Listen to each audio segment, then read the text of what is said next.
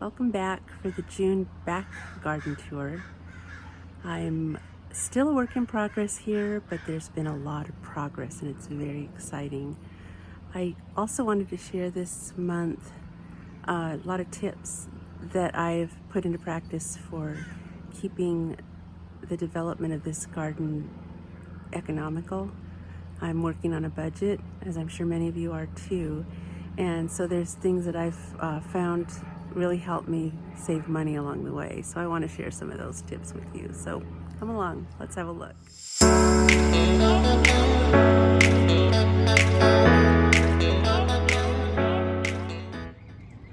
So I thought I'd start out here at the baker's rack.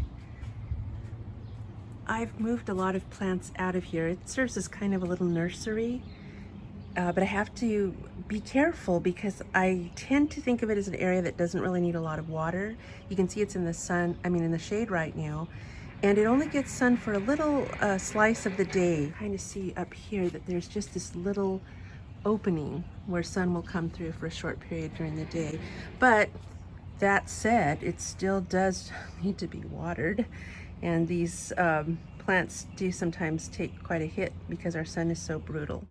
One of the things I wanted to talk about, though, in terms of things that I've been doing to save money, obviously I have a lot of terracotta pots. Some of them I've had for many years, but I find that they're the smaller ones are easy to locate at thrift stores and at garage sales and estate sales.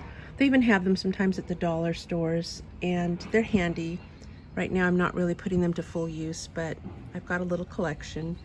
I also enjoy finding things at some of the dollar stores, like we have one locally. I don't know if it's a nationwide chain.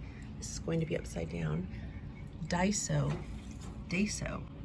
I'm not exactly sure how that's pronounced, but they carry things like these hoops, these garden hoops, which you can use, I guess, for crop covers. But what I'm planning to do is I'm going to be attaching them with zip ties to these longer stakes, which are also from Daiso, and they're really inexpensive at Daiso. I think when you buy them at a box store like Lowe's or Home Depot, they run around somewhere between $7 and $9, and at Daiso they're about $2.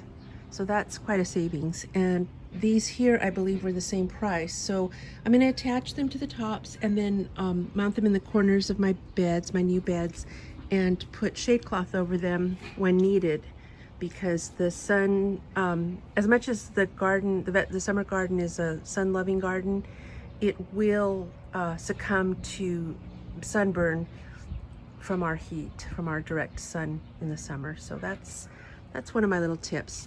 Also, I don't throw away these little stakes when they break. When they get to a certain point, yes, I will get rid of them, but rather than buying little flags when I've needed to mark things in my yard, I've just used brightly colored duct tape on the ends of the broken stakes, and that's worked well. There's one other thing I like to do. I don't think I'm unique in this, but I like to look for very broad-based candle holders, like the ones that are meant for pillar candles, because they make great little stands, little pedestals for pots. I've got some different shaped ones. This one here is a square. I've got two of these. I just picked these up recently, and I like it because it just adds a little character, and it lets me get some little variation in height here. And I think that I have one more around here somewhere. I have a couple I'm not actually using right now. So this one is very dusty. Everything in our yard, by the way, is very dusty because we've been raising dust every single day as we prepare the back expansion to receive the gravel. A lot of grading and pushing dirt around, and it's just very dusty. But here's another kind of broad-based candlestick holder, and it will hold a small pot, and it's got a little lip, which is nice because then the pot doesn't tip over. And then I have one more down here that is it's actually I don't know what it is. It's some kind of little pedestal dish, but I like to put a pot in this as well. Right now I'm not using it, but it's very cute. So this baker's rack, by the way, came from OfferUp. I like it because it folds flat, although I've never really needed to fold it flat. I've always got something on it. I bought it expressly for the use of storing my terracotta pots. I thought that would look nice. I'd seen on Pinterest where people do congregate all their terracotta in one section, but then I thought, you know, this would also make a great nursery area because the limited sun would work perfect for some of my plants. Things like my ivies, which dry out really quickly and they just don't seem to like too much sun. Before I move on, I wanted to also mention this little architectural piece I imagine was meant as a decorative item in the home. I found this, the white one in the back. I found that at a thrift store and I thought it would be a cute little thing out in the garden. These little urns also were from a thrift store. So I'm always on the lookout for things that look aged and, I don't know, kind of architectural. And the other thing I wanted to mention is I don't like to spend a lot of money on saucers if I can help it. I find that a lot of plastic tops, I try not to buy things in plastic anymore, but I mean that's sort of unavoidable sometimes. Some of these tops for takeout containers or things you purchase in the deli at the grocery store are actually sturdier than the inexpensive saucers. If you don't want to buy the really expensive saucers, even those will break. So that's what I use sometimes, and I've used even the larger ones off takeout boxes. This is off, I don't know, Pollo Loco, I think. Yeah, El Pollo Loco. The other thing, and this is not again unique to me, but in case you never thought of it, saving containers like strawberries come in or other berries. These are pretty handy when you're sowing seeds in the spring because they're already pre-punched for the drainage on the bottom, and they've got holes on the top too, so that if you grow something here in the winter or early in the season, you know, rain can get in without inundating whatever plants you're trying to grow and having the seeds get displaced. So another thing I find at at 99-cent only store are these seedling pots, and they come in packs of 8, I believe, for $1, which is an excellent price. So I pick up quite a few of those early in spring or late winter, and they're the perfect size. They're very flimsy, I will say that, but what I like about them, you know, they're not getting a lot of heavy use. I usually start my tomatoes in them, but what I really like about them is that they don't cost a lot, so that I share plants and I don't feel bad like I'm spending a ton of money and not holding on to things that I can reuse. I go to plant meetups and we exchange plants, and these are just the perfect thing. Although I am thinking of doing newspaper pots. Can't remember the name of the YouTube channel that does newspaper pots for their seedlings, but I will link that below. And I also wanted to show you these little cell pots. These were from Daiso. So I think they came in a pack of 2 or 3 for $1.50. I thought that was a pretty good price, and I could be wrong on the quantity. Maybe it was more than 2. So this is the other one that I got at Daiso. This is the one I think that came with 2 to a pack. I really have a terrible memory, if you haven't noticed that already. So I can't say with certainty. I remember finding it to be a good deal, and I wish I could be more specific, but I'm just going to share that you can find these little plug cell pots at Daiso and often at 99-cent store. So here's a sort of an overview of the new raised bed area. And actually the existing raised beds are there as well, but this whole area where you see gravel on the ground is new. We are planning to extend the gravel all the way back here. It's been a longer process than we expected, and we've been, when I say we, I mean my very hardworking husband has been very busy grading this, leveling it, getting it compacted so that it's in good shape to have the gravel installed. So my part of the project, my job has been, first of all, to obtain the hardscape, I guess you could say, in this case the raised beds and the arbors that I'm going to use as trellises, and of course schlepping in the bags of soil and so forth. So I wanted to talk for a minute about OfferUp, because I have been able to, I've really fallen in love with OfferUp because it's really helped me obtain things that I've wanted and that I think would be really useful for my garden at a fraction of the cost of buying them new. For example, this arbor here, I purchased for $25. It's very decorative, unlike the other arbors that I'll show you in a minute. It actually is screwed together in many places. I actually have painted it, but I thought it would fit in my car. I have a van and I put the tailgate seats down, and honestly, what a shock that it was too wide. It wasn't going to fit in the car, so we had to dismantle it just at the top. We put it in there in 2 pieces and that worked fine, and it made it home and no complaints. So moving on to these beds. These beds were one of my favorite finds. As you probably know, the cost of materials, in particular wood, has really skyrocketed lately since the pandemic. So I was always in love with corrugated metal beds, but I really didn't think they were something I was going to be able to afford. And I'd been stalking, I don't know how to describe it, haunting OfferUp, just I guess shopping OfferUp, waiting and hoping for not necessarily metal beds. I was actually looking for wooden beds locally, and I was very surprised when not this one, but the 5, which would include the 3 there and these 2 here, showed up very close to me locally for $30 a piece, and these retail for quite a bit more than that. So I was delighted, and I was glad that I saw the listing right away and I was able to get in there and swoop in and grab them. So those are the color that they came. The original color was a gunmetal gray or charcoal gray. These ones, you can tell from the inside, they were actually a green, a Kelly green, and I didn't want that contrast of the green with the gray, so I spray painted them black.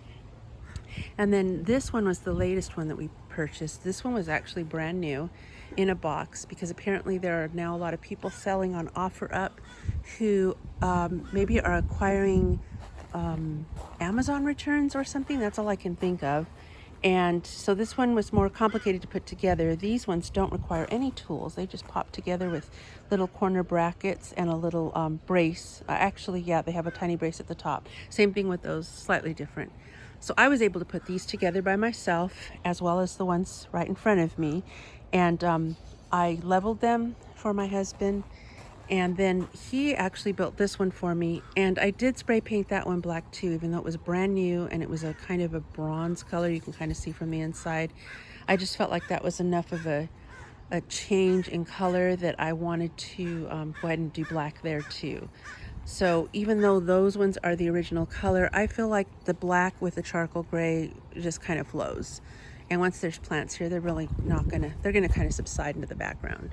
So moving on to what I'm doing here, real quickly, this section with the corner beds here and the larger one is kind of an experiment for me.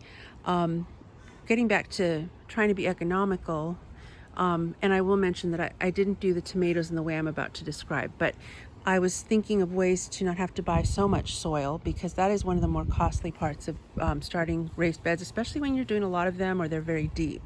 So I am taking a Zoom gardening class at my local community college, and one of the videos we watched in class was about hugelkultur. I'm not sure if that's exactly how you pronounce it, but basically what it is taking dried wood logs and building up soil around them and allowing the logs to decompose, and they enrich the soil.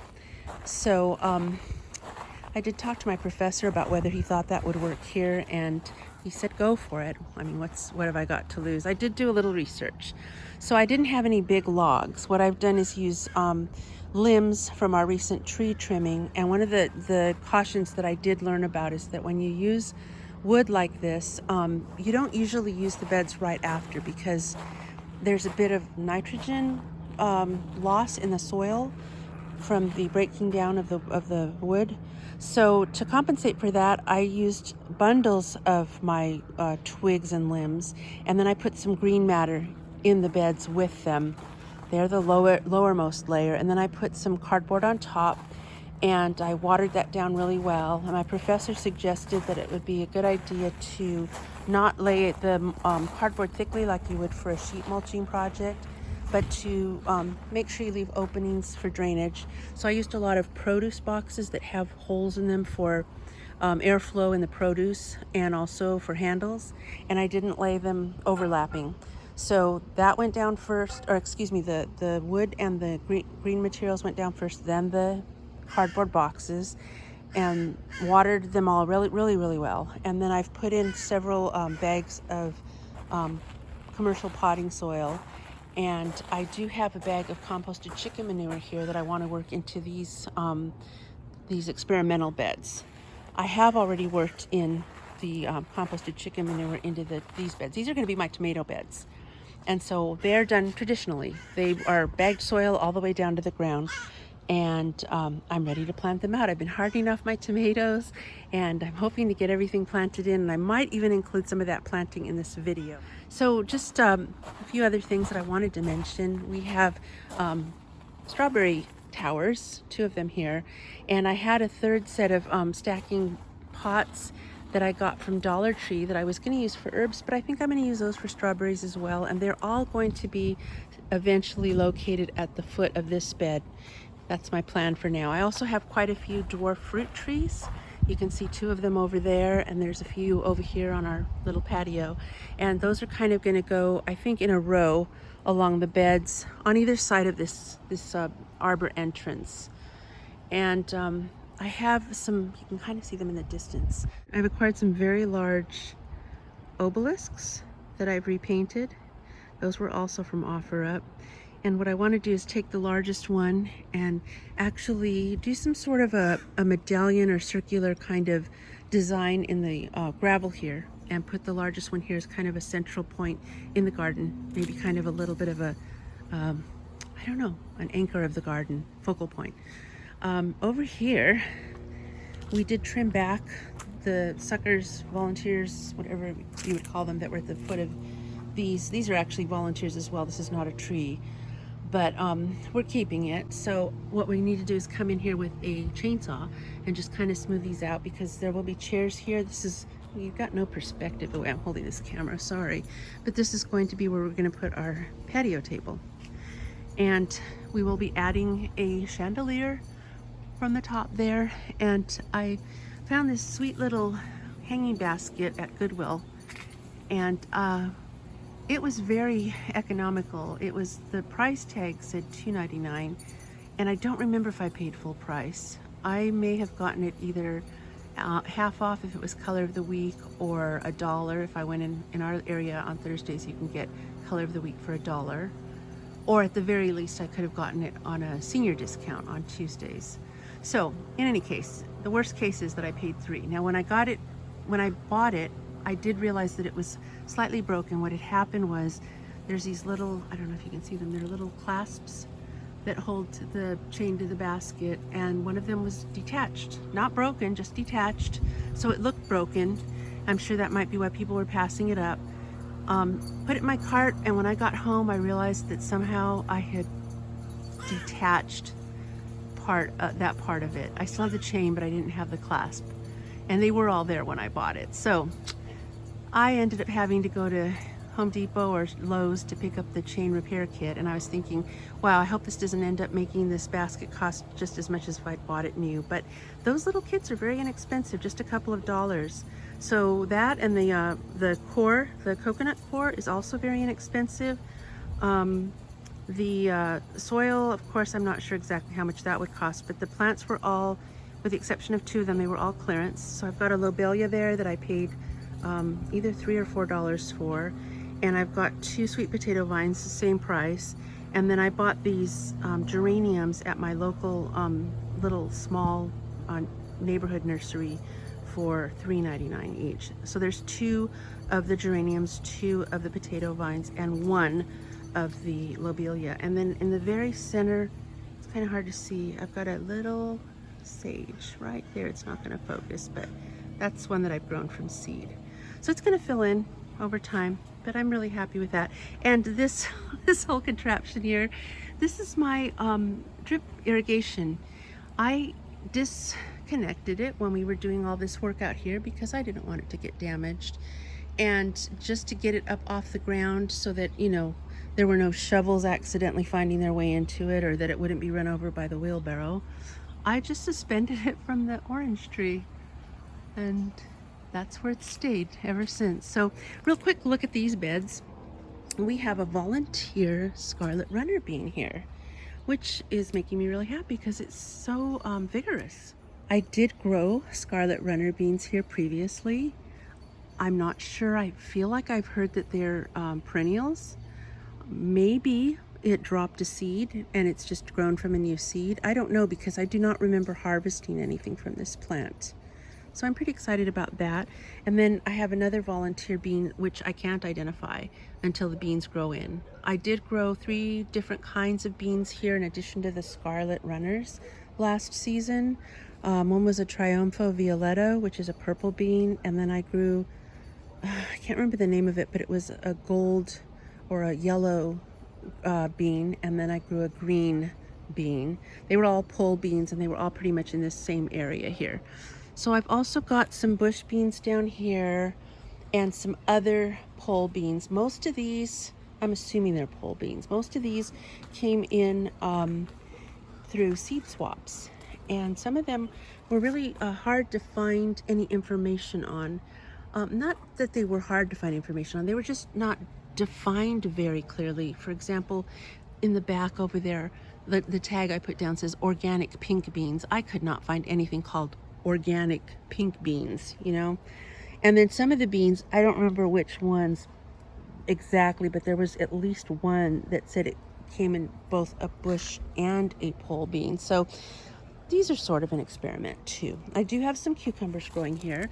So these are both lemon cucumbers, which is one of my favorites. And the plan is to train those as well as the Chinese red noodle bean on these arbors, these trellises. And these were also an OfferUp find. Let's make sure I don't trip on any of this stuff. These, the guy was originally selling them for $17 or $17.50 each. They retail, they're the exact brand that Walmart carries for $21 or $24. And what had happened was, a lot of times with OfferUp, it can be a waiting game and you can get a better price if you're willing to wait.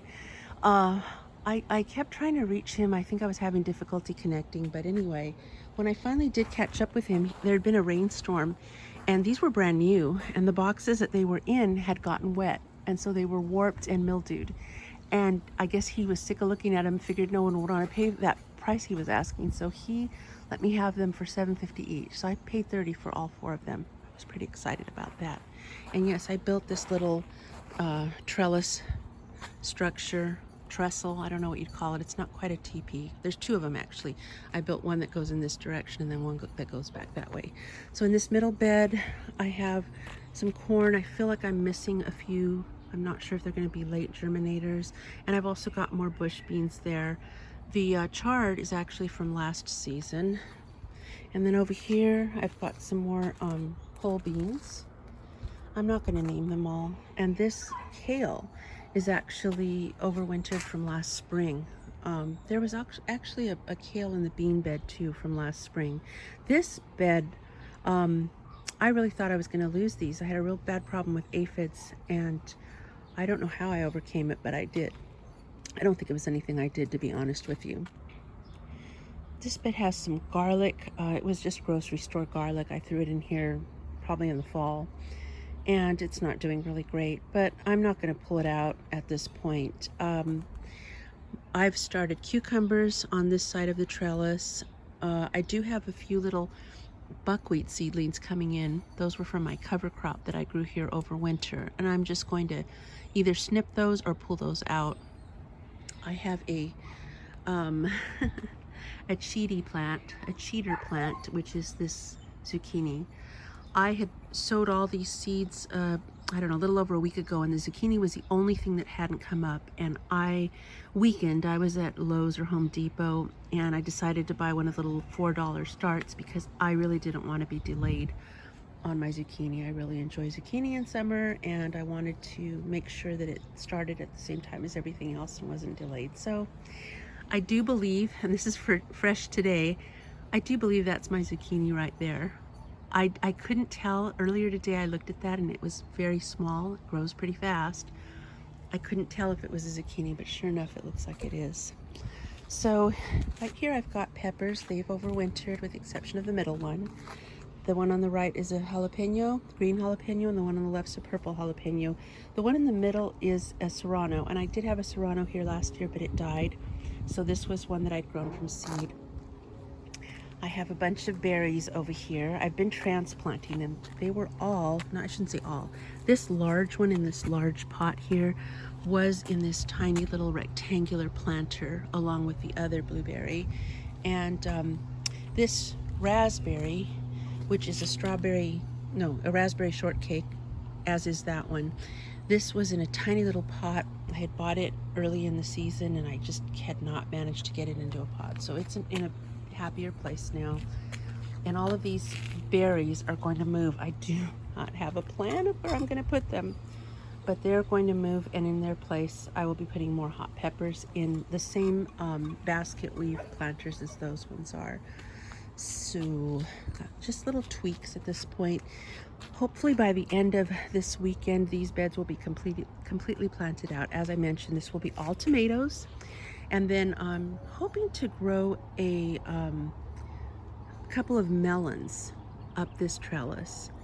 And then honestly, I can't remember off the top of my head what I've got planned for these beds. I know I've got more squash in mind and some flowers, and I do want to try a ground cherry, which I think I'm doing in the corner here. Other than these beds, the backyard's looking pretty crappy.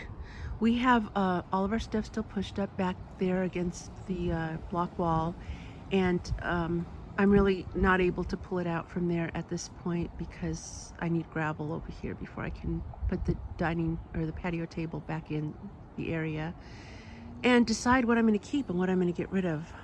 If I don't have a plan for anything that's down there, it's going out because I don't have a service area large enough to store those things.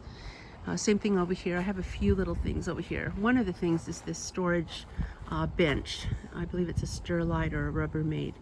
That will go right here. So that'll help block some of this worn off paint. And it'll provide a little area to sit whenever maybe I would like to sit. It's in full sunlight most of the day, so I don't imagine myself sitting here too often, but it's a good storage for our patio furniture cushions.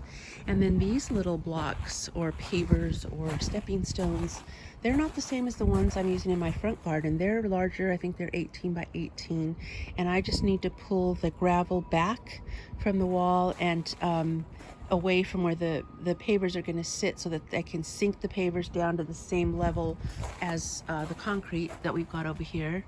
You can see some concrete right there. I don't know why that was poured like it was, just one strange little square.